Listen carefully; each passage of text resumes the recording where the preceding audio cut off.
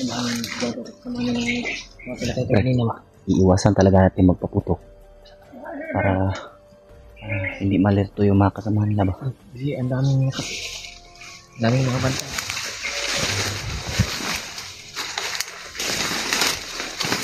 Parang bagay sa akin yung ano ba? Mismo parang bagay sa akin. Sige, subukan ko nga. Masakit ang mata ko, Brad. Ha? Ang mata ko ba? Saan mo? Dito.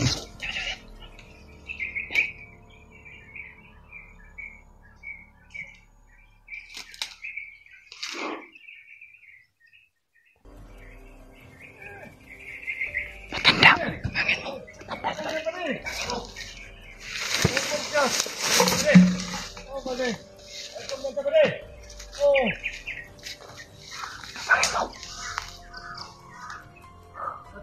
May mga hawak ka. May mga hawak. Sarap.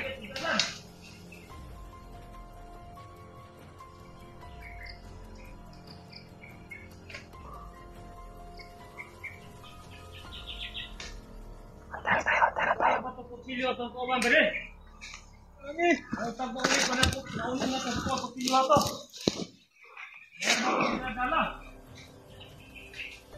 Oh, ano doon sa sunaan man eh?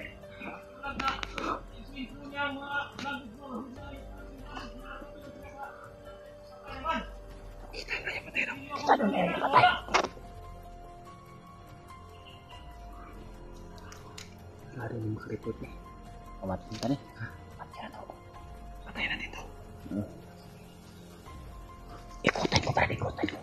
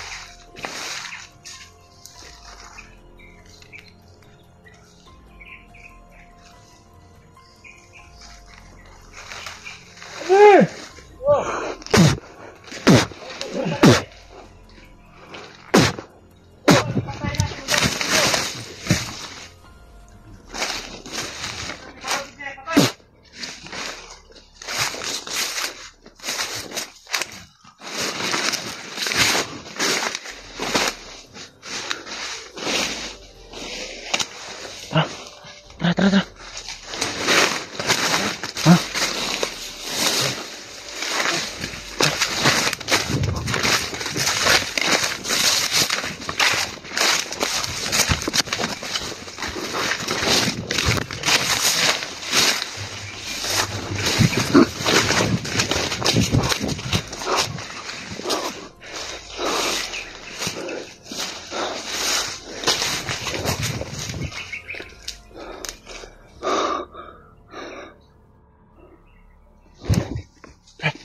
May mga kasamahan doon.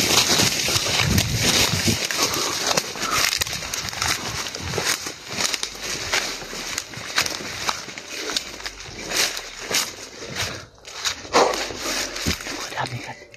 Hinanap pala tayo ng dalawang yun. Ang lamay.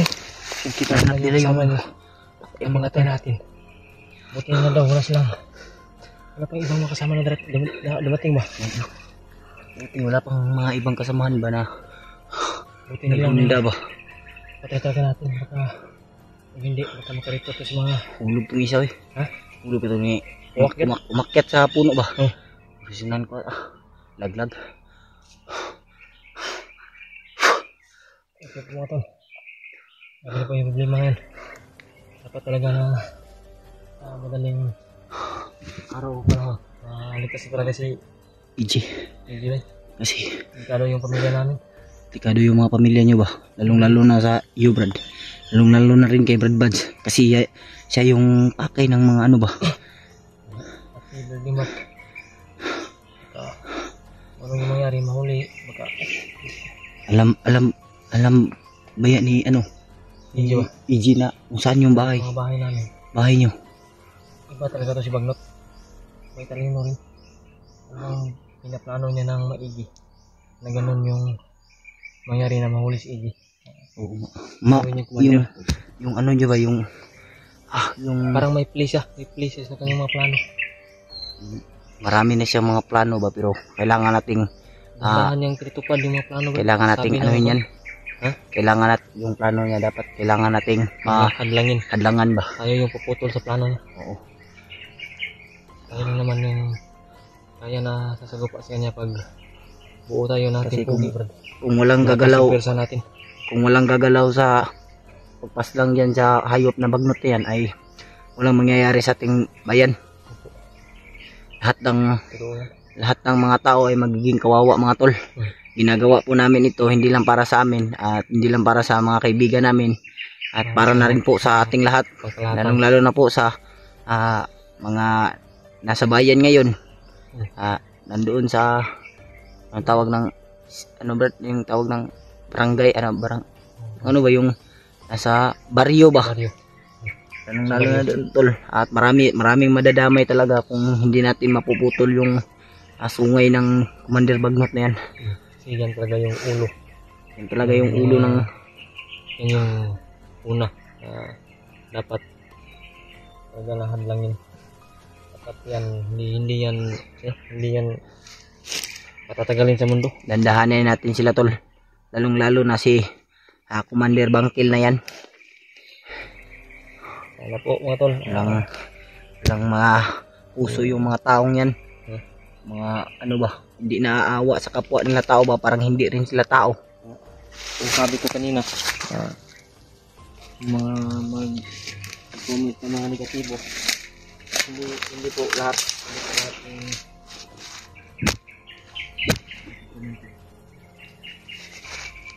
Ano, tol, kung naiisip nyo sa amin, tol, na yung ginagawa namin ay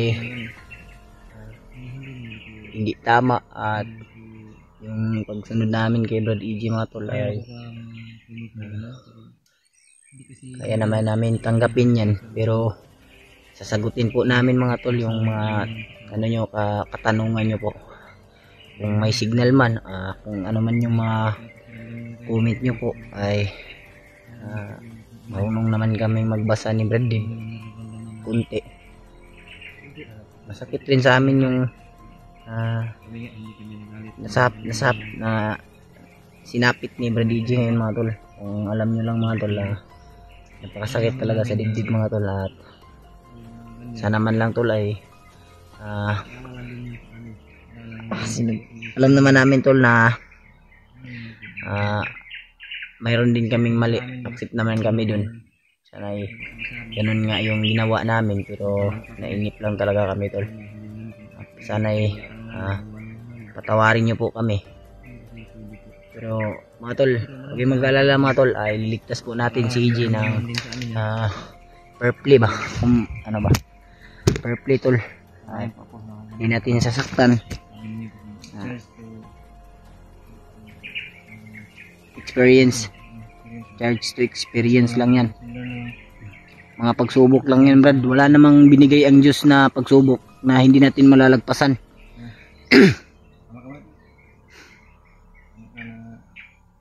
walang problema na hindi masolusyonan. Oo. Kaya nating solusyonan yan. Bawat mga hakbang natin, yung mga pagsubok na binibigay sa atin, kaya nating lagpasan yan. Nalala ko tuloy sa mathematics sa eskwela pa ako ba? Oh. Sabi ng extra ko, pag magbigay siya ng problem, masusolve yan. Oh. Kung Yan, may problem, may solusyon. oh. Kaya nga sa kasabihan nila na pag binato ka ng batuhin mo rin ng tinapay.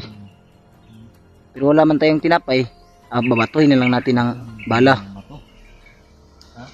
Pag may kalaban, pag binato tayo ng bato, anong ibabato natin? Wala tayong tinapay. Bato. Bala. Bala. Yun yung dapat. Bala.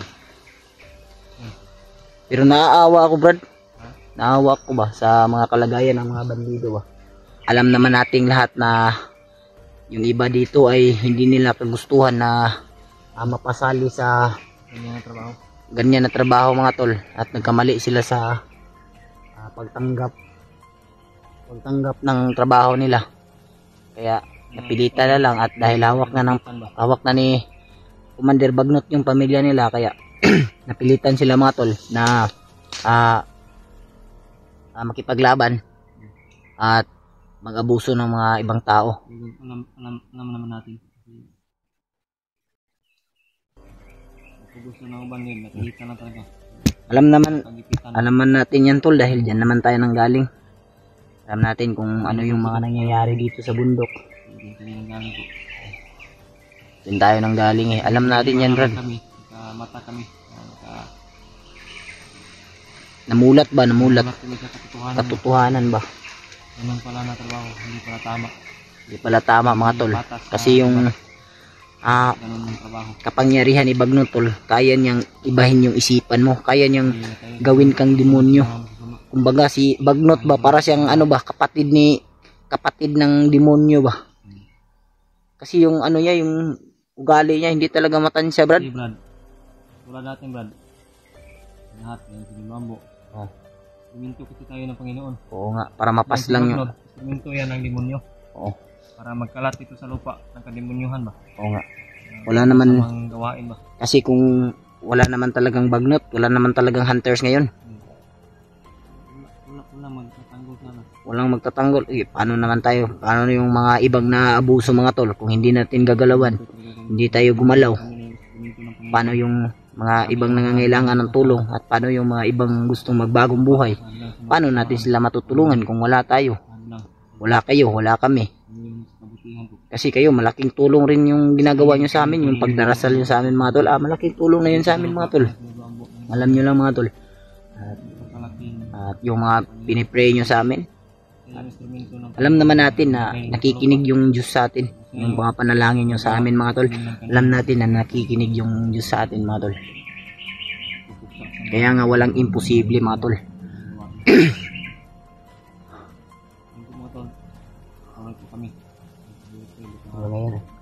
Sabi na naman po na parang nagpipintuhan kami dito. Oo nga. Pinapaliwanag lang namin rin yung mga nangyayari mga tol, para naman maintindihan nyo ba kung ano yung kalagayan namin dito ngayon sa bundok, paano yung nangyayari dito sa bundok mga tol. Kaya nga rin natanong ko nga rin kang Brad Dave na bakit may ano pa, kamera pa, sinasadya pala nila mga tol para naman ay may update rin tayo sa mga kasamahan, kasi doon makikita yun eh. Doon makikita yung sa video mo, doon makikita ng mga kasamahan mo kung nasan ka ngayon at kung ano nang nangyari sa iyo, kung nabihag ka. Doon makikita mga tol, pati kayo makikita nyo, kita nyo naman. Ma-aware po ng lahat. Aware kayo para maalam nila Brad, no? Yun yung sinabi mo sa akin, di ba? Para makita nyo mga tol ba, at makita nila Brad Buds. Kaya kami nagbibideo mga tol. Tanong kasi ako mga tol sa kanya, bakit may video pa Brad?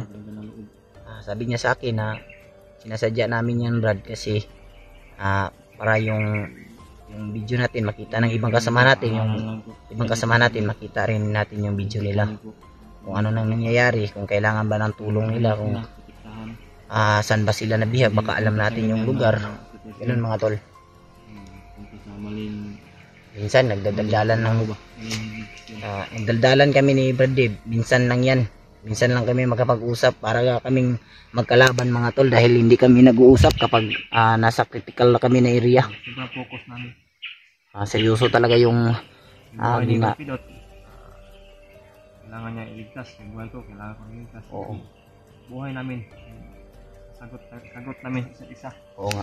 Talagang hindi namin pabayaan na kasi buhay namin ay nasawi. Tutulong kami sa iba para salba yung buhay nila. Oo nga Brad. Tayo, mataas pa yung mga pangarap natin sa buhay. Kaya nga, mataas na yung pangarap. Walang pangarap. Kasi baliw yung walang pangarap. Kung wala kang pangarap sa buhay mo, wala ka talagang mararating. Walang pangarap sa buhay. Tulad namin, yung pangarap namin na makatulong sa kapwa nating tao. Nangangailangan ng tulong. Oo. Gusto mga magbagong buhay. Tutulungan natin yan mga tol. Kasi hangarin natin yan eh. Na makatulong tayo eh. Ito mga tol. Wala po, intindihin niyo po kung mga paalala din sa inyo. Po mga tol. Huwag niyo po pabayaan yung anak ninyo. Bibihira lang po yung anak. Malay nyo mga tol. Nasabi niyo pagsisisi. Malay nyo mga tol, yung anak nyo nabihag na nakidnap tapos dito dinala, makikita namin, itutulungan namin yan. Kasi hangarin natin yan mga tol eh. May mga nagtatawanan ba? May mga nagtatawanan.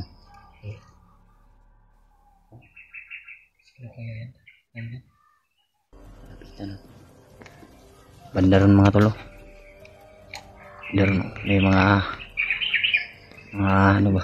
Yung Brad, para may mga kalaban. May mga nagkinto ba? May mga babae rin no? Para may Mga babae ba? Parang mga ano yan bro, mga hinuli nila ba? maghihuli naman ba? Ang mga Sino kaya yan bro? Baka mga kidnap yan. Kidnap nila ba? Kawa. ay, Tara.